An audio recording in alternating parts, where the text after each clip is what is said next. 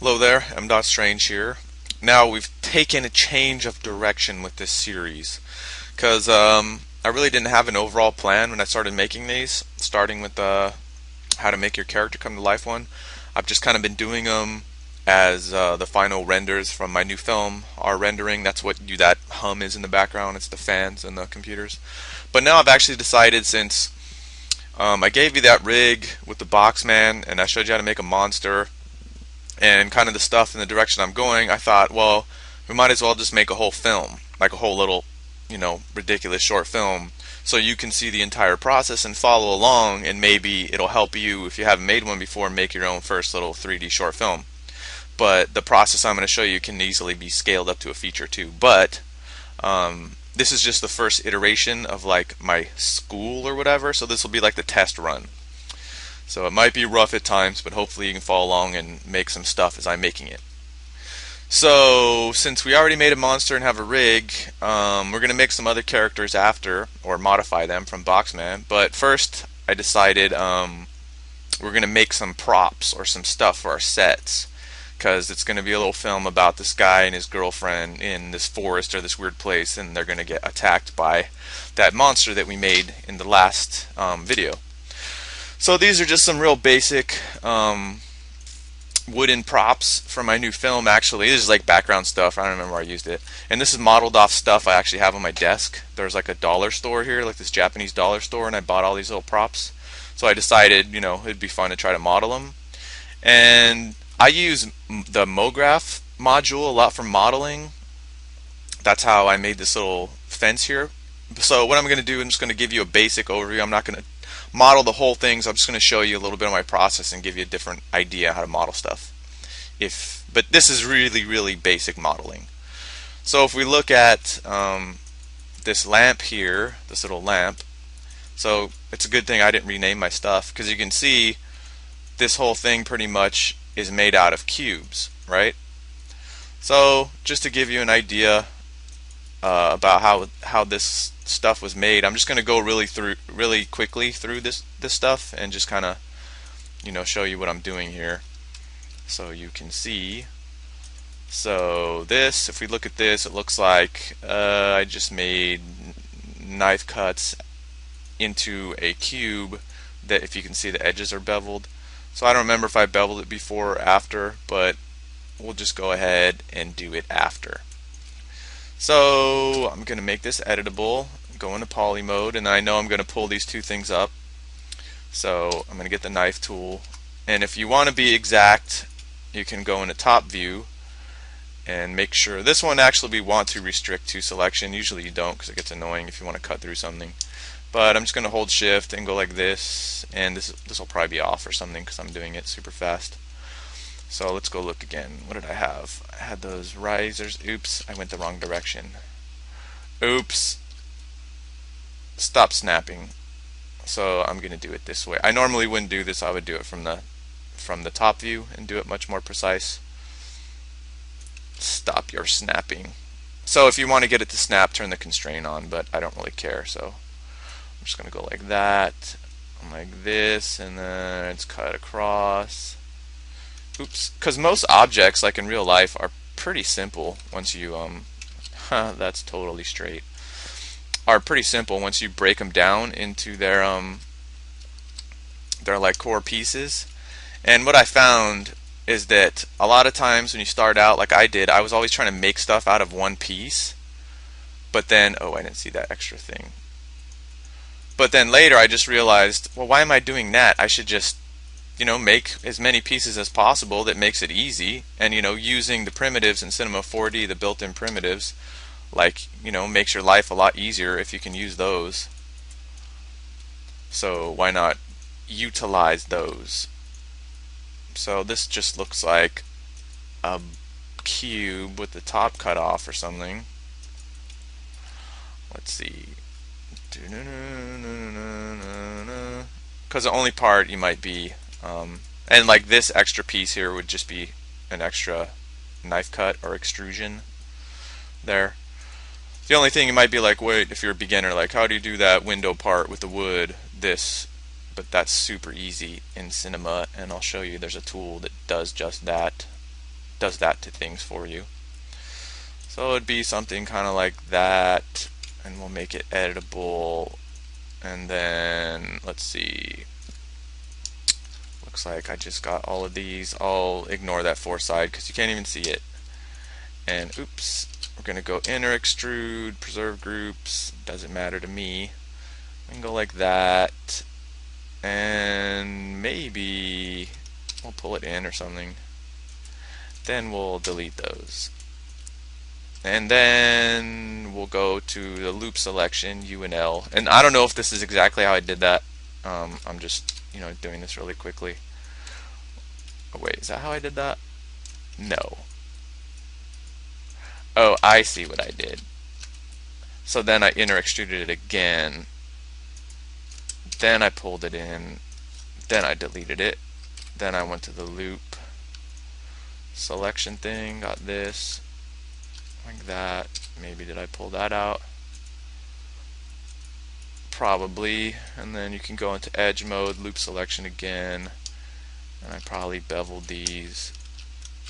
Pressing V, going to bevel, and then did something like that. Now I'm not trying to make the exact thing, obviously, but you get the picture, right? And usually it's handier if you're using primitives like this to create at world space 0. So when you create your objects, they're automatically like aligned with your model. Like these, I keep having to move over there. So it makes it kind of awkward to do that, and it's a lot easier to misalign things and have them be off. So whenever you're using the primitives, most of them have like fillet options built in, so then you don't have to bevel the edges after. So that's just in here. And you want less, and we don't need that many. You can go like that. That's like that thing. So then for this part in here, I actually should have used the pieces that are already in there in the windows, but let's do it from scratch just to show you that. Get over here. So this is just, rough and dirty stuff. I just want to show you some techniques rather than or I might have used the plane too, but we'll find out. So we'll leave this like should be in there or something. Put this in here, and then we're gonna go get the atom array because this thing is like magical. So it's gonna create these little knots in this little it's gonna like outline the segments. So then I'm just gonna create more in here like that, and then go like that, and then to hide, well, we'll make the cylinders bigger. So it's like that. And then as long as you match up the cylinder side with the sphere side, because the vertices are like going to be those little knots, then you won't see any seams. It'll look like it's all one thing. And then you can just get this cube, make it editable, and then actually that was kind of dumb of me. Yeah, well, oh no, I can still do that. Never mind. Because we just want one face. We don't want to have to delete a million of them. So give it one segment, then go like that. So then this piece, which is should be only one thick, whatever, then that can be our paper, like after. So that's how I did that. And then this top piece looks like the same thing, just cut and extruded, matched together. So let's go to top view, but let's display, and you can just match it up. Go to the knife tool, constrain. Oh, they're not lined up right. Something like that, and then it looks like something like this. I can't even see, I'm just guessing. I'm a psychic modeler, and it looks pretty crappy when you're psychic modeling, but that's not the point of this thing. Oh no. So you should never do this, but just because I'm going fast. Oh, if you pressed Alt D on the PC, you make those handles go away because sometimes they get in your way. So yeah, I wouldn't do this. I would just cut it right. But since I'm trying to do a lot of stuff in this video, I'm just like, whatever. back to poly mode. It looks like I'm like this. And then what did I do here? It looks like I extruded it again. But then I went into point mode. And then I got this box and probably grabbed these points and moved them up like that. Yeah, that's what it looks like I did. And then something else that is not, I mean, the topology isn't correct because I'm just going to go extrude these into each other, right? I'm sure you could do something else like a bridge or something else to make it look better, but I don't really care. So I'm just going to do that. And I probably went through and beveled these edges. Yeah, I did. I went through and beveled all the edges too, which you can do just by selecting the edges and beveling them wherever. You can try sometimes doing the whole thing, but weird stuff happens. So that's kind of, let's look at our materials. Okay, I use the same material on everything except that. What the hell? I'm out of control here. So it's like, you know, and then I just put that paper on this. Oops, what happened? Come on, computer, why'd you freeze? Sorry about that. Yeah. So that's how I did. Oh, it has a selection, which we don't want. So that's pretty much how I made that little thing, except, you know, I took more time with it. So then you can understand how this was made. So this is just 4 cubes, and then probably, what's this? A cube in an atom array. Yeah, that's all that is. So that's just, let me show you that. That is just this. It's just a cube like this. And then same thing. So these atom arrays are like really old objects that have been in Cinema 4D forever. But, you know, they can save you a lot of time. So then again, you can go into the cube and then, you know, if you want more or less. And then to get what I did there, I probably just made it editable and then deleted the points from the top. Like that. So that's how I got that thing. And then this is just a, again, a cube like I did the other one. So, I don't know, should I show you that again? No, right? You remember. You remember. You better remember or I will dismember. So that is just like this. And by adding a bunch of segments, like that, and Z, with this framing, and then you can just get another cube. With this one you can just get the same cube and then scale it down inside a little bit. Oops, not in there, outside. And then scale it down to make it the paper, and then just put the paper texture on that. So, and then let's look at this little bridge. Get rid of you. So this is just these are, wait, let's see what that is. This is a Loft-NURBS. Okay. So the way I did this is I got the Loft-NURBS, and then, so yeah, to make this thing, all I did was make a Loft-NURBS. Actually, this is confusing, isn't it? Let's make everything invisible except for this bridge. You all get, oh, let's just group them all and say go to sleep. Okay, so I just made a Loft-NURBS, and then I just got an arc and changed it to 180. Oops. And then put it in here and then duplicated it, and it disappeared. So all you do is move it away like that. And then you can see it has, let's look at the subdivisions. We can make these less. We want them about that big. What does this do? Do we need more of those? Probably not. So just adjust the subdivisions and then make it editable. And then the normals are reversed because I want to extrude up this way, so it's just my habit to always, so I'm holding V again. Let's go, where's reverse normals? Oh, reverse normal, so they're up. and then all I did was extrude that up, right? And then I just got some segments like so. Let's make that invisible again. What did I do, like every 3 or something? Like that, like this. It's probably a faster way of doing this, but these are quick and dirty techniques.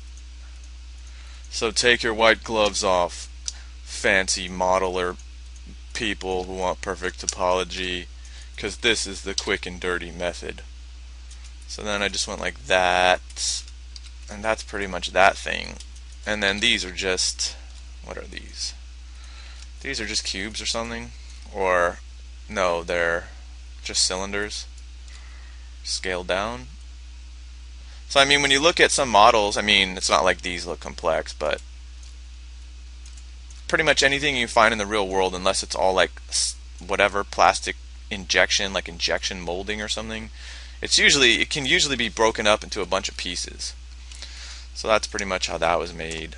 So of course I'm going to use the ones that are already made, but I'm just showing you how to make them. So stuff like this little let's make that invisible. Okay, all we want is the fence. So you can leave, and so can you. So this fence, this is where I use the cloner. If I turn the cloner off, all it is 1, 2, 3, the same cylinder duplicated, and then more cylinders, one with some extrusion at the bottom. I probably just cut it with a knife, oops, and extruded it. So it's just cylinders that have the same exact texture on them, and then they're inside of a cloner, just moving on the z-axis, and you can change this. And the sweet thing is about Mograph, like it's all parametric or modular or whatever, so you can always change it. So if you want a longer fence, you just go do-do-do-do, and then you have like a really long fence, right? You can make it shorter. You can make parts of it bigger, wider. You can do all this stuff to it. Swivel it if you want to, I don't know why. So say if you wanted to make this look a little more real, because right now it's really regular, so if it was a really long fence, you know, that would be machine-like. And even though, you know, Japanese design or the way they do stuff is efficient, it would have a little bit of randomization, so random effector or something we can put on it. And let's zero this out. And you can just look at it, oops, and just kind of, you know, do something like that. Maybe a little there. Maybe a little bit of that. Even the scale, but let's go uniform. Something like that. And add a little rotation. Maybe something there. And that one not so much. You know, and now we have a kind of, you know, it looks a little more real, this fence. And the cool thing is, now I'm not going for like photorealism or whatever. Obviously I do really stylized stuff, so for me this is like good. And the sweet thing is too is that since all this stuff is made with cloners, remember if you have Cinema 4D 11.5 or higher, you can add a rigid body tag so that you can have this interact with stuff, so you can have like a monster throw a rock and like hit the fence and knock it over. So that's kind of another one of the advantages of using Mograph to model stuff. And see, it's kind of slow. It's only getting 19 frames per second, but remember you can always turn off the generators for everything and it speeds back up. And then if you know you're not going to, you know, want to use any dynamics with this or whatever, you can just go, you can press C on it, and then it's going to make it all a bunch of small pieces, like separately, so then you can do what you want with these, even the individual pieces. But that tends to slow Cinema 4D down, so then if you know you're not going to do anything with it, you can just go select children and then go connect plus delete. So now this is one thing, so it should be faster because it's one thing, or maybe slower because it has a billion tags. So then you would delete all these tags and just apply one, and they have a selection on it, so yeah, you would go through and do that. So now that showed you how to do that stuff, let's go. What else do we want to make? Let's see, what else do we have? Let's make some rocks. So these are just rocks that I actually used in my movie too. They're not like, for like super close-up parts or anything. Um, they're just in the background too. And these are I just took photos of rocks with my camera and then tiled them in Photoshop and then applied them on here. So, and again, they're not super, super realistic or whatever, but I don't need them to be. And the way I made them is I just got a cube, primitive cube, and then put them in a hyperNURBS object like that. See, it's already kind of a rock. And then let's give this a couple more segments or something, and then make it editable. And then now you can either pull polys or pull points or do whatever you want to kind of just give it, some kind of irregular shape until it's rocky enough for you. And see, something like that. You just keep doing this however you want. You can use a magnet too. You can go in here, I'm pressing V and get the V and get the magnet and pull stuff around too. But if you'll notice, I'm just undoing this. Undo. Oh wait, why did I undo that? I don't know. I still had hyperNURBS on. Oops. Because I wanted to show you weighting in hyperNURBS. So you see how it's all rounded, but say you want some harder edges or whatever. Like, see how some of these have some flatter parts still? So you just get, is it a point or a polygon? No, yeah, you can get a polygonal selection, and then hold down the period key, and hold it down and drag, and then you can weight the hyperNURBS. So it allows you to make hard edges again within the soft selection. So you can do that. See that? It's making it harder.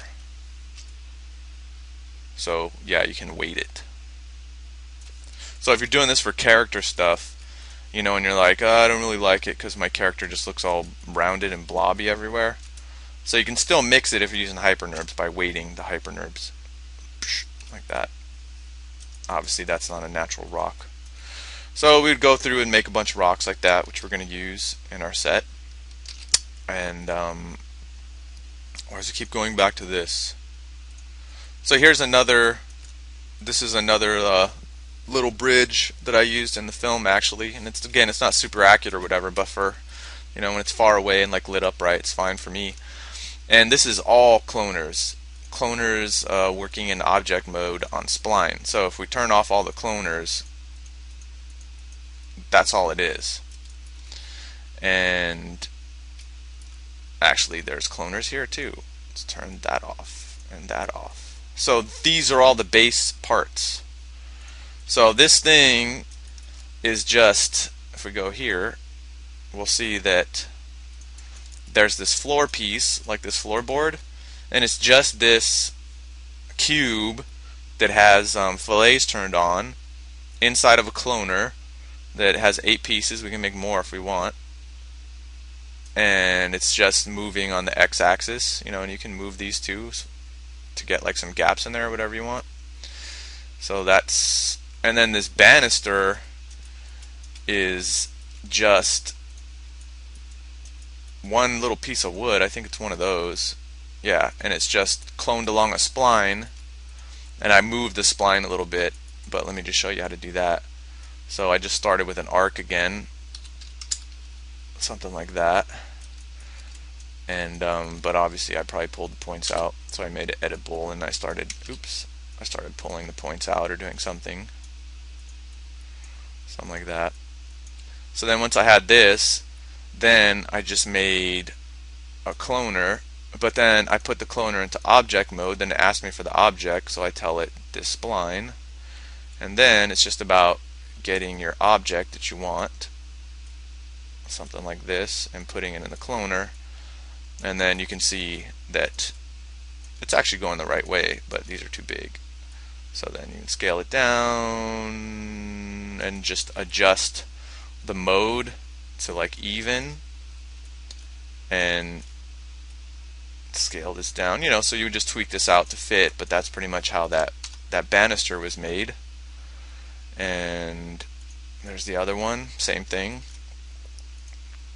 And let's go into this part. So using probably the same spline, I just had this piece, which is this piece here, that I made with a what do they call it? With the lathe NURBS, most likely. I think that's probably how I did that, or maybe it's just a, could have been a lathe, or it could have been, if you probably already know how to do that, right? A lathe NURBS. I'll show you real quick anyway. So the way this one works, you want to go into a side view or something like this, and then you can pick any way you want to draw a spline. We'll just draw something with linear real quick, like that. Let's make that disappear. Oops, like that. Then we'll hold shift. Oops. So it makes a straight line, and then something like this, and like this, and like that, and then coming out. So this is your profile, and then you just drop it in a lathe, and it's this huge thing. And I don't remember if, yeah, no, do I move this? I don't remember. Or do I? No, it's not that. Scaling? No. I have to move this spline. There we go. You just do that. So that's how I did that. And then you can even just go, well, let's put caps on it. Fillet cap, fillet cap. Why don't you have caps? I'm going to cause you to bust caps. Why aren't you closing the top? You can still edit the spline too. You can do it while it's visible too, but I'm just going to go like this and do stuff like that. So you can see it affected this. You can do it live too. So yeah, actually this way is kind of easier. You can just put it in there, and then, so that's how I made. And then you can probably just make this and then go into poly mode and then go close polygon hole, and then that'll close that and that if you want to do that. So that's probably how I made these pieces, and they're the same thing. They're just a cloner in object mode using a spline, which is actually the same spline that the banister's using to clone those. There's the other side. Or where is the other side? Okay. Right? So then the bottom pieces are the same thing. It's just this, one of these pieces in a cloner on the same spline.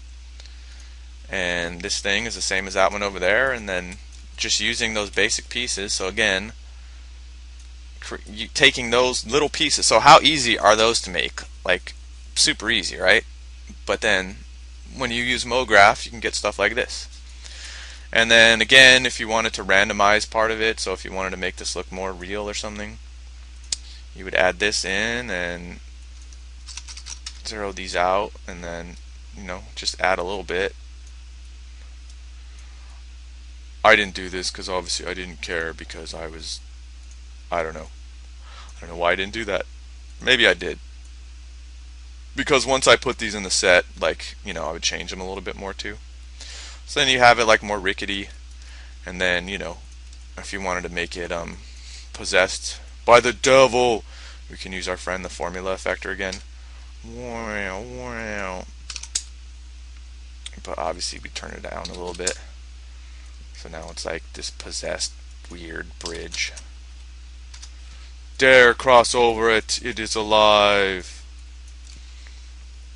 I dare you, try to, it may make you fall. Yeah.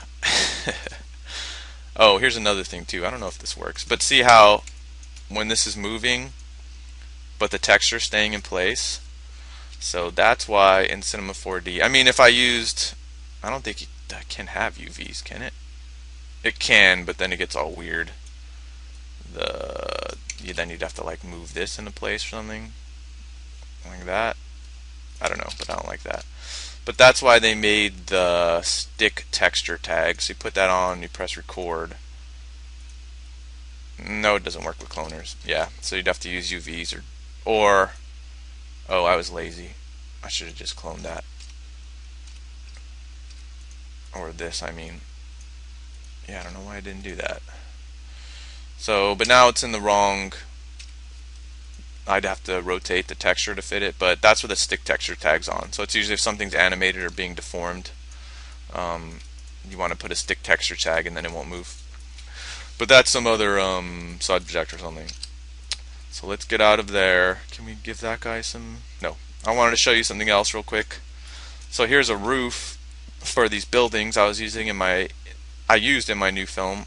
And again, let's break it down to the basic parts.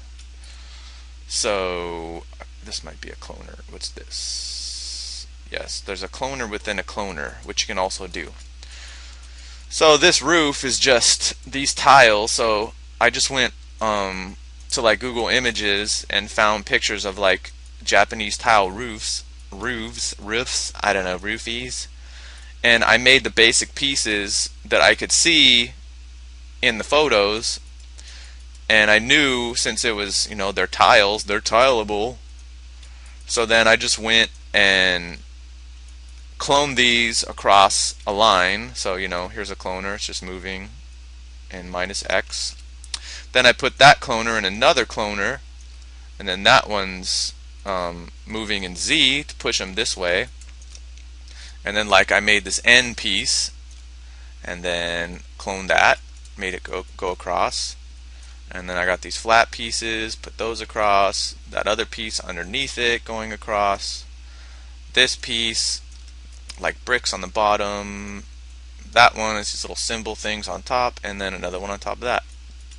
So then you have this roof, and then again, since it's all Mograph, I mean if you're using version 12 you can make anything dynamic, but I did this too, so then I could put Mograph rigid body tags on them and set them to on collision, and then I could have stuff crash into the roof or make the building fall down, stuff like that. So I don't think I'll use this in our little short film, but I just wanted to show you that. So now I decided one of the main pieces in this short film, since it's going to be them out in a forest or something, they'll be like around a campfire or something. So we're just going to make a real quick little, let's get rid of my letterboxing, a quick little like campfire. So I was going to twist, like deform these, but I figured since we're using Boxman, who is just, you know, super basic himself, then we don't need anything very complex for like these logs. Like they're just going to look like cheesy little logs or something. So let's just put a plane down so we can have an idea of, you know, how it would look on the ground. And you know, my last film in We Are the Strange, since I was super new to 3D, I don't know if you noticed, but all the ground in the film is just totally flat, like there's no bumps or ridges or anything like that. And that's because I had a hard time, I didn't know the best way or the easiest way to animate them walking over like bumpy ground. I do now, but I didn't then, so I did that. The new movie has like mountains and all this stuff, which will actually, yeah, I'll do that too. We'll make some mountains and stuff like that.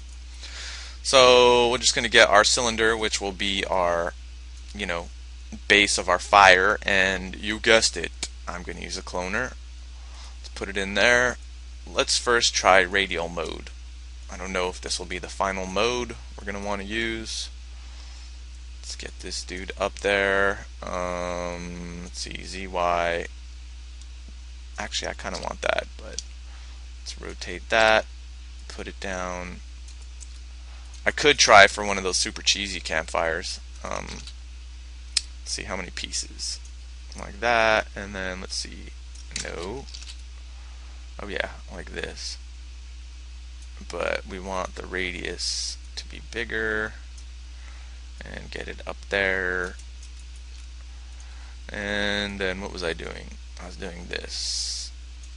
But then we want, no, yes, like that. Well, when you see what I have in mind for what the movie's actually, or the little short film, what's going to take place in it, you'll find this cheesiness and stupid stuff appropriate. So then I'm going to duplicate that and then scale these down. The ones that should be in here, where are they? Scale you down. Smaller. Okay. And then let's change this to ZY or something and rotate it this way. Yeah, we'll have some kind of symbolic, satanic looking fire thing. So like that. And there's actually plugins, and there's different ways you could naturally stack wood. But you could actually do it in Mograph too, but I'm just going to do, you know, this cheesy little thing. So this would be more of a cartoony fire or something. So let's make the radius smaller, put this in here. I will add some randomness to it, but I'm not going to go for, like, you know, something that's trying to look really good. We can actually scale down the whole cloner too. Let's just go like this, and yeah, that's our fire. Let's make less, something like that. Sure. Okay. So we could just go and like highlight all of them. I think this works, and then put a random effector on all of them. Zero that out. Mess around with the rotation. That does nothing. This one like that or something. There. Scale. I don't know. So that's our campfire of Lincoln logs. Yeah.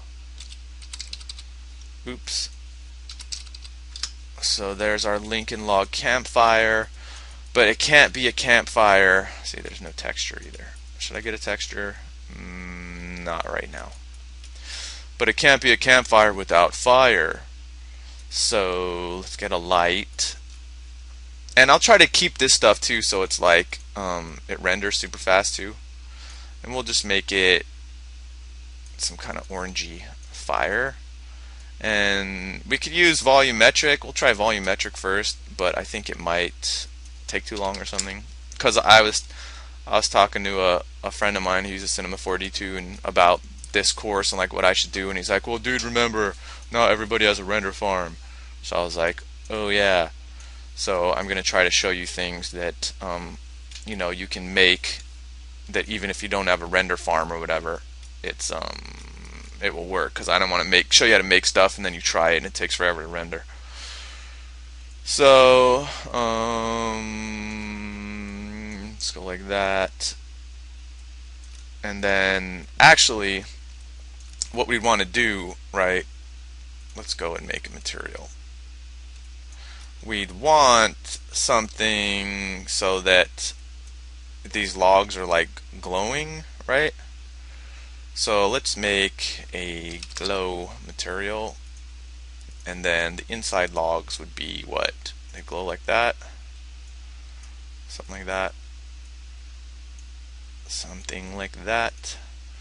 And then I'll put it on the light. It's not going to do anything, I'm just doing that so I can go in here and let's put it on that one. What else? Those? No, those aren't hot enough. These, let's see, maybe a little bit less, right? Less like that. And then we can add some diffusion and go get something that's kind of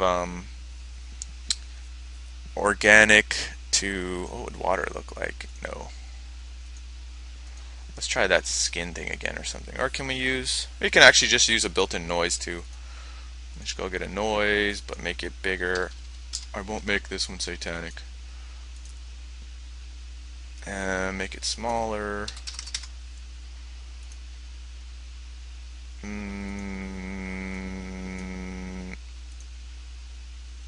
Is it affecting it? I can't even tell. 200. Okay, there. So you can see it kind of darkens part of it, so it looks a little bit more natural for our super natural campfire. So if I was, well, yeah, we should just try to make it a little better than the way it is now. So then this is the light coming from inside of here, and then you can go and push this out to get it coming out a little more or something. And you can mess around with the light placement. There, that looks a little better. And then, but of course, campfires kind of glow or whatever, so we can add an espresso tag, drag our light in there. We're gonna want to affect the intensity. Oops. And then to do this like right, you'd want to use a range mapper, but I'm just doing this quick, so I don't really care. Then I'm gonna get noise, which just generates random stuff, and I'm just gonna plug it in there. And as you can see, it's totally dark. So let's push the scale up, the amplitude up, the frequency. Then I think it should be like 1.3 or something. Maybe that's fine. Then so the scale and the amplitude will affect how bright it's going to get. So then for reference, you can just go look, and you'll see this going up, right? And we can actually set this to positive only too. So now it's like kind of has some variation, like a real campfire would or something. And if you want, well, no, yeah, if you want it to be, I don't know, I don't even remember if the embers get brighter and darker with the brightness, but if you wanted to do that just to kind of try to make things more accurate or something, you could open this up and then bring this in and then go to the, no, what am I looking for? The luminance. The luminance, mix strength, brightness. And then you could tie, but you would probably want to use a range mapper in between because they might not have the same values. But if you just tied this into this, so then now the brightness of the material that's on your glowing embers is going to get lighter and darker with the glow. That's actually too much. So let's go 6, 6. So again, this isn't like super accurate or whatever, but this is just kind of how I work. I just work really fast and kind of like, yeah, that looks good enough. Okay. And I'll go and put like you can just go download a bunch of pre-made textures for free. So I'll go find a wood texture and throw it on here too. But what else do we have to make? Oh yeah, super easy mountains for our, and actually trees too. Yeah, let's make a tree. So most people would probably make realistic trees, but since it's Boxman world, let's make some kind of boxy trees, right? So the simplest tree you can make, let's make a super simple tree. Let's get a cube, make it editable, and just go like this, extrude that, and then, I mean, we can do this by hand. We can just go like, start extruding stuff, boink, and then pulling it up, and then doing random rotation, and this. Yeah, they're like palm trees. There's a million different ways you can do trees. You can use Mograph too, like by using cloners or something. But we're just making these crappy trees this way because I don't really care. And well, because you know, this is more of an exercise to show you the process rather than, you know, the actual execution. So I know I've made other tutorials and people are like, oh, this stuff looks shitty or whatever, and it's like, I'm not trying to make it look good. It's just to show you how it's done so you can go spend the time to make the stuff look good. I'm just, you know, when I'm doing my film, I take the time to make it look good, but these are just tutorials to hopefully help some other people who wouldn't have access to the information and show them how to do what I do the way I do. So that's a tree. Yeah, it'll look better when there's like a bunch of them or something. Trust me. I mean, what would it look like if we dropped it in here? It looks a little better. No, it doesn't. Yes, it does. No, it doesn't. We need to weight this. Remember, hold period. There, now it's a tree. But actually, this might be too high poly for our needs. this tree. Kind of looks like it's alive too, doesn't it? Like this could be the head and those could be arms. So we could make like a creepy tree with like eyeballs growing out of it. How about that?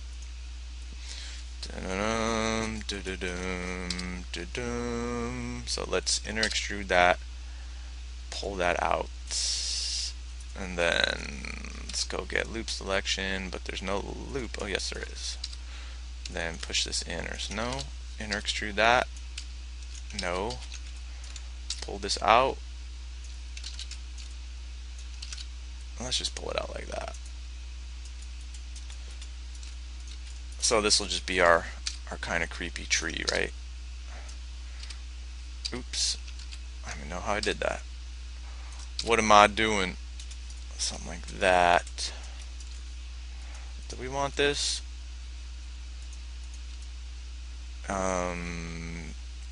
Totally. I mean, we could get it, and then what? 3? No, let's just make it 1 like that. Yeah. Make it editable. I'm embarrassing myself with this tree because it's so terrible. We could do this, and then switch this thing to soft selection. Then we can make some totally soft selections. Soft selections and soft jazz with M. Strange every night. Wait, I messed up. I just want to put it on branches. Like that. So why am I doing this laid back soft selection business? Set the selection. So now we have the set soft selection. And let's make some spiky branches, kind of like the spine. Oh yeah, I know. See, I just got an idea. Okay. So this would be kind of a monster movie. So why don't we make the branches of this tree kind of look like the spines on that monster? So then the monster can, like, you know, hide in the tree. So that's why the two characters, the two young love struck couple that's going to be horribly murdered because, you know, we're so unfulfilled and miserable in our own personal lives. We have to take it out on innocent animated characters. So let's do that, because I think this is what we did, right? We did that, and then we got a bend deformer. And we can use all the deformers that are there, but we're just going to use these for now. So let's do that, and then bend it. Oops, gotta put it inside there. Bend it there. What are you doing, bend? Like that, maybe. It's not exactly like the other one, but let's do that. And then I actually want this guy to scale down, but let's current state to object, delete the one with the deformers, and I want to make this like spiky. It's like a spike. And then let's select the whole thing. Oops. The axis should be in the middle, but again, I don't care. I don't care. I just don't care.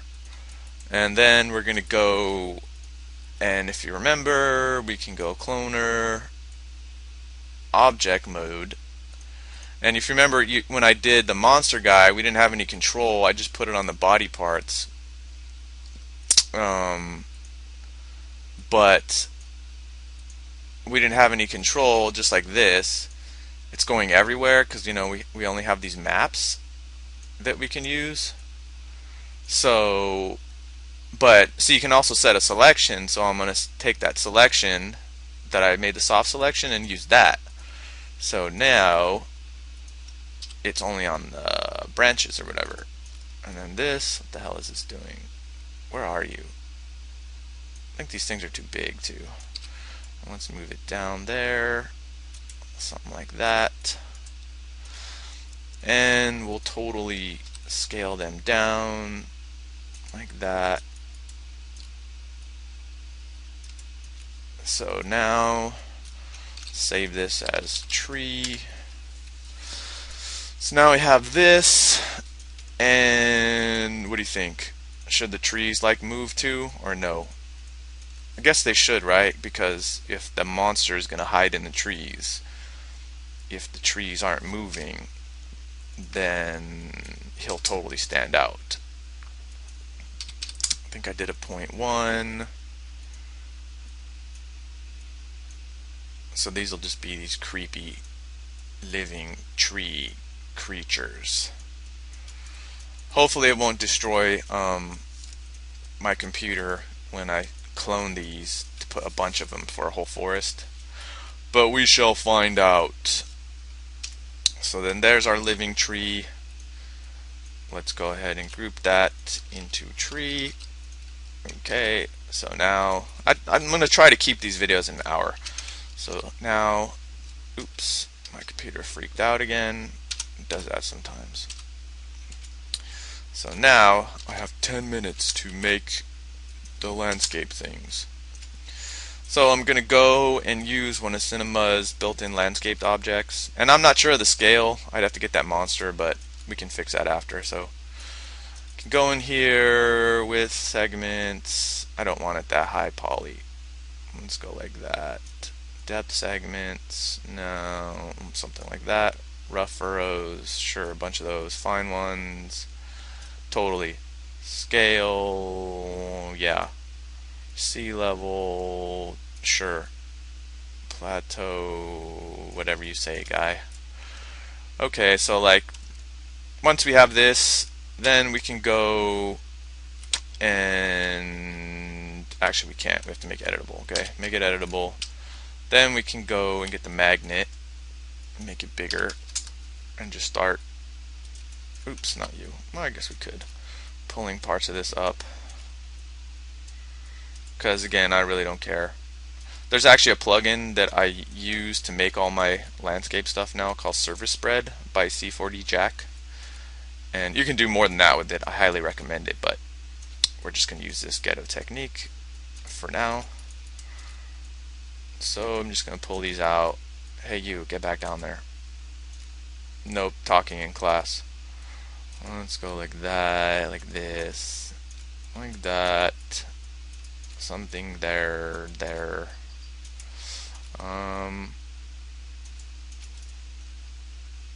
Okay. Alright, so there's like a mountain or something, right? So then let's say the scale is like this. So that's like our dude on here. So then we need a texture. So I found this texture that I had that was, let's try to open the original. Open recent. So I found this. I don't even remember where I got it online. Downloaded somewhere free. And so I just want to make this tileable so I can put it across that mountain. So what you want to do is, actually we don't even need to get the size. Use the offset filter in Photoshop and move this until it's in the center, and then move this one up. And Photoshop has all of its fancy like patch tools and like all this stuff, but I still use the clone tool. I still like this one. So then we're just gonna go and try to like, yeah, sure. Again, if you were like doing this, you know, trying to make something that looks really good, you would spend more time on it to get it looking better, but I'm just gonna like roughly match it up because I don't want to make 12-hour video tutorials, even though this whole class will probably be like 18 hours or something. So then we have that, and you could tweak the brightness, saturation or something. Let's see, let's just desaturate it a little bit. So then we have that. So then we would save this, save as, no, let's save it in here as ground colors. Yeah, I did that on purpose. So there's a bunch of programs like Crazy Bump and something bump that you can make all your diffusion, normal bump, and all that stuff. But a super easy way to do it. This doesn't make the best ones. I'm just doing it in here, so I don't have to go into a bunch of programs. I'm going to use the high pass filter, which is kind of like a high pass filter in audio too. Gets rid of the the lower frequencies, because all I really want is white and black. So I'm just gonna go in the levels and like do this and mess with the gamma or the midpoint, whatever. So let's just say I like that. And then we're gonna save this as ground colors. Let's call it ground BP for bump. Save that. Go back to the Cinema 4D. Double click to make a material. Color channel. We're going to go get our ground colors. Put that on there. Go to our bump. And get our ground bump. And I think, yeah, 20, sure, that's great. I don't think I want specular on dirt, no. I'm going to change it to blend, because like Fong is for plastic and stuff. Put that on there. You can already see it's like too big. Let's mess with this. So again, you're going to see some tiling just because, you know. So this is like not to scale for, you know, if this was actual dirt of this size, but like I don't care. So we could add something in the diffusion channel too if we wanted to. Would that make a difference? Probably not, because I'm not using anything else. No. So for just super basic ground, I'm going to use that. And this isn't lit, and we don't have our trees on here or anything yet. But should we do that real quick? Put some trees on here, just to show you before the end of this video, so I can round it out to an hour. Okay. And we'll see if it kills the computer too. So I know they're going to come up from their axis, so I'm going to go like that. Then we're going to grab this whole tree, copy it, go back to our mountain. Let's call this hills. Paste this in here. Tree's way too big. Let's see. Oops. Do I have to use this tool? No, it's ruining our world. Okay, hold on. Okay, so it was actually a problem on my computer where it wasn't letting me scale or move on the y-axis, even though the y-axis was not locked. And I don't want to reboot to fix it, so I'm just going to go on with it. So what we're going to do is use the cloner in object mode to put some trees across this landscape. But we don't just want them going everywhere. We only want to put them in certain places. Oops. So I'm going to just make some selections for that and then use the object tool, the cloner in object mode with the random effector too. So I'm just going to be super rough and like, sure, in this valley there's trees. And there's some up here. And some up here. And I use a surface spread plugin to do this too, because it lets you build the landscapes and then it lets you distribute objects like randomly, and it has like altitude controls and stuff like that, so it's pretty great. And my graphics card's been acting weird too, so if you see it flash out or whatever, that's this good old brand new NVIDIA GTX 460. My ATI didn't have any of those problems, but I switched it out to composite so I can use Adobe Premiere's Mercury Pro engine or whatever in After Effects. So now we have that. Let's set a selection, which we're going to use with the cloner. And then make a cloner, set it to object mode, and use our selection. So when we do this, it's going to look like it's killing my computer. Oh no. No, not vertex. We want surface. You know what? It's probably going to be 2 up vector x. No, up vector plus y. This thing is crazy. Zy up vector minus z. No. So it's probably not gonna work the way I want to do it, and it might be too slow too with the animated stuff on the actually on the trees. So let's see, what can we do? Can we resolve this without going into major surgery? So I don't know why some of those are stuck. They're doing weird stuff with their axes. Let's see here. Volume. Oh, it's because it's using the inside too. Vertex made over 9,000. So did edge. Surface was okay, but they're all tweaked out, which we don't want. So there's another plugin too called Paint on Surface, where I could actually paint the trees on the surface and their orientation would stay upright. But let's go ahead and see if we can salvage it using one of these modes. Again, we're just making ghetto stuff, so it just has to kind of look right. And then the trees were upright again.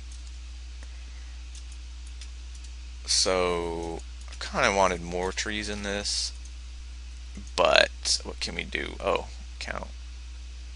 I don't see 100 trees here, do you? I don't even understand how that works. Let's go with the power of Satan again. Oops. Please help us, Satan. Oh, you're no help, Satan. Screw you. Oh, okay. Let's go with this seed. And no, actually, we don't like the seed. Oh, let's go with this one. Okay, so there's some happy trees on here, and then let's use another random effector, and then this one we'll pay a little more attention to, and we'll be like, go over there. Go. No, we don't want to mess with that one, because then they'll come off the ground. Some of that, we could use some scale though. Okay, and we could use a little rotation too. You over there, like that, like that. Okay, now let's even see. I'm gonna save this in case it explodes. What if I press play? Okay, so it can play back with our tendrils moving. But you know what? Let's take this strategy. Since it's really slow, and this is only one, and this is fine for, you know, when you render it doesn't really matter, it's just a playback, but we kind of want to see it. So how about we'll do this. We'll have an active, we'll call this a block, because we're going to make more of these. Let's have an active block, so that means the tendril things on the trees are going to be animated, and we'll use that for the foreground, and we'll have a passive block that won't be animated. Let's move this. And let's go ahead and go in our tree and take out that formula thing. So this will be, oops, not the axis tool. So this will be our block where the trees shouldn't move. And remember, since they're not going to move, then we don't need an active cloner. So we can go ahead and turn that into a polygonal object, and then since tons of objects slows Cinema 4D down, we can go ahead and make it one object. And actually we want to combine both of those into one object. So now our tree, oops, let's leave it there so it doesn't mess with the axis, is one object. And then you see how it sped things up a lot? So for now we'll leave it like that. So then to make like a forest, well, let's make, first we'll make the ring around, or actually I should do that in the layout tutorial. Yeah, actually I'm going to do that later in one of the later parts where I'll actually lay this out and build the world, because we have this little part first. And I still have to texture the trees. I'm just going to go get like a wood material or something. But let's just see by default, without any work, what this looks like. It'll probably look pretty bad. Probably. Where is this light? It's underneath the ground. That's not going to work. Oops. No, I want the light. Let's see. Actually, that doesn't look that terrible. I mean, the trees need to be textured and stuff, but it'll suffice for our little horror movie. that we're going to do. So that's the end of this one. So stay tuned for the next tutorial as we go forward, making this yet unnamed little horror film that'll be like 1 minute long or something. So before I end this, I just want to make a checklist. So if you're going to follow along, and make a film at the end too, from this one you're going to need to make the hills, the trees, the little campfire, some rocks, and then some of those other props if you want to. But you really just need the hills with the trees, and they can be any kind you want, just so you have that. And then a little campfire like the one I made, just something like that so our characters can be around it. And then some rocks, and then some other random props of your choice. So that's what you need to have from this one so we can go on. Okay, until next time, thanks for watching. Hope you got something out of this. Bye.